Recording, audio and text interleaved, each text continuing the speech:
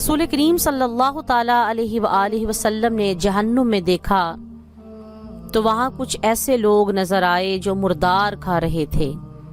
आप सल्लल्लाहु अलैहि वसल्लम ने दरियाफ़्त फरमाया कि ए जिब्रील, ये कौन लोग हैं? अर्ज़ किया, ये वो हैं जो लोगों का गोश्त खाते यानी गीबत किया करते थे।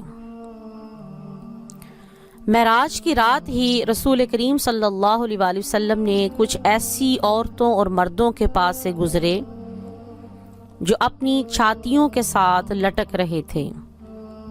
आप सल्लल्लाहु अलैहि वसल्लम ने पूछा, ए जिब्रील, ये कौन लोग हैं? अर्ज़ किया, ये मुंह पर ऐब लगाने वाले और पीठ पीछे बुराई करने वाले हैं, और इन्हीं के मुताल्लिक अल्लाह सुब्हानहु व तआला ने इरशाद फरमाया है, वैलुल लिकुल्लि हुमज़तिल लुमज़ा।